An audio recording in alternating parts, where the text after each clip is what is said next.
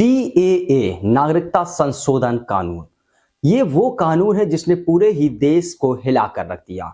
आखिर ये एक ऐसा कानून है जो नागरिकता देने का काम करता है, लेकिन क्या वाकई में सरकार इसको जनता को समझा नहीं पा रही है या देश में रहने वाले लोग इसको समझना नहीं चाहते? इस पहलुओं को समझने के लिए हम लोगों को आज से लगभग 7 या 8 साल पहले जाना पड़ेगा, यानी कि 2016 में सीएए को पास करने का प्रावधान लाया गया था, जिसको 2019 में संसद से पास भी किया जा चुका है। सीएए का मतलब यह है कि भारत में जो बाहर से लोग आए हैं उन लोगों को नागरिकता दी जाए। बीजेपी चुनाव से पहले इस एक्ट को क्यों लेकर आई और इसको लेकर मेरी व्यक्तिगत राय क्या है, ये भी हम आपको बताते हैं। भाजपा चाहती थी कि देश में महंगाई, बेरोजगारी, युवाओं जैसे मुद्दे जो हैं वो युवा ना उठा सके, और उन मुद्दों को उठाने से पहले ही हम सीएए यानी कि नागरिकता संशोधन कानून लेकर आए और देशवासियों का जो ध्यान है उसको घुमा सके। बीजेपी की मंशा देखिए, अगर बिल को पास करना ही चाहती तो उस बिल में यह भी तो लिख सकती थी कि बाहर से आए अल्पसंख्यक लोगों को नागरिकता दी जाएगी, लेकिन बीजेपी सरकार ने ऐसा नहीं किया। वहां पर सभी धर्मों के नामों को खोल कर रख दिया। हिंदू, सिख, ईसाई, पारसी, बौद्ध, जैन सभी को नागरिकता दी जाएगी, मुस्लिम को छोड़कर। बीजेपी अच्छी तरीके से जानती है अगर उसे सत्ता में रहना है तो हिंदू और मुस्लिम को हिंदू से आपस में बांटना होगा। यह बात अंग्रेजों के जमाने से चली आ रही है। अगर तुम सत्ता पर काबिज होना चाहते हो तो हिंदू मुस्लिम की लड़ाई करो और राज करो, और बीजेपी की मंशा यही है जो सामने देखी जा रही है, क्योंकि भाजपा हमेशा से ही ममता बनर्जी पर आरोप लगाती आई है कि ममता बनर्जी बांग्लादेश से मुसलमानों को बुलाती है और उनका वोटर कार्ड बनवाकर वोट बैंक बढ़ाती है।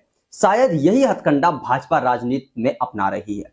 बात की जाए जनवरी 2020 की, तो सुप्रीम कोर्ट ने साफ कहा था कि सीएए से जुड़ा कोई भी मामला हाई कोर्ट में नहीं सुना जाएगा। सुप्रीम कोर्ट ने इस मामले को लेकर 200 से ज्यादा याचिकाएं दायर हैं।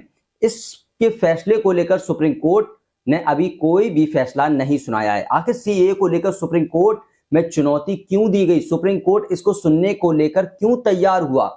क्यों सीएए भारत का एक ऐसा कानून है जो धर्म को बांटने का काम कर रहा है, जिसको संविधान के आर्टिकल 14 का उल्लंघन माना जा रहा है। आर्टिकल 14 यह कहता है कि हिंदुस्तान में रहने वाले किसी भी राज्य, धर्म, वंश, जाति, लिंग, संप्रदाय, भाषा, बोली, खान पान या जन्म के आधार पर किसी भी व्यक्ति के साथ भेदभाव नहीं किया जाएगा।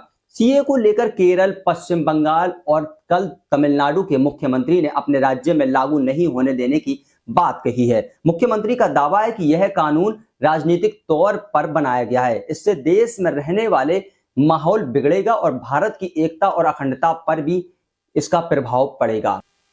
एनआरसी को लेकर हमारे पास कई लोगों ने सवाल हमसे पूछे कि एनआरसी को लेकर देश के माहौल क्या होगा और क्या एनआरसी से देश में रहने वाले लोगों को क्या प्रभाव पड़ेगा। तो आपको बता दें, एनआरसी में आप लोगों से कागज मांगेंगे और वो भी कागज 14 मार्च 1971 से पहले के होना चाहिए। अगर आपके पास वो कागज नहीं है तो आपको नागरिकता नहीं दी जाएगी। आपको बता दें, जिसको लेकर यह पूरी ही जो मामला है वो अभी तक अफरा तफरी में पड़ा हुआ है। 3 राज्यों के मुख्यमंत्रियों ने इसको पास करने से इनकार कर दिया। पाकिस्तान की बात की जाए तो पाकिस्तान में अहमदिया और सियों के साथ जो हो रहा है, क्या वो हम लोग नहीं देखते हैं? क्या गृह मंत्रालय या कोई भी नहीं देख रहा होगा, नहीं दिखाई दे रहा होगा? उन दोनों को भी तो रखा जा सकता था।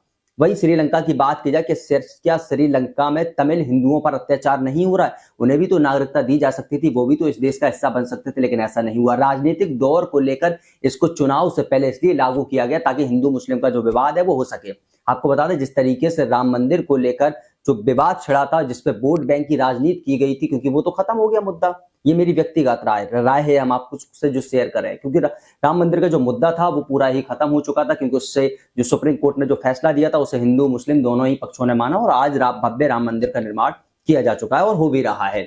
वही मुद्दा अब बीजेपी के पास कोई नहीं बचा था जिसको लेकर सीएए लाना जरूरी था, क्योंकि युवाओं को हमें जब डाइवर्ट करेंगे इस चीज से कि आपके लिए, यानी कि जब हम हिंदुओं को या मुस्लिमों को प्रताड़ना, मान लीजिए मुस्लिम को जब हम दुख देंगे तभी तो हिंदू वोट देगा। यही राजनीति का दौर चल रहा है।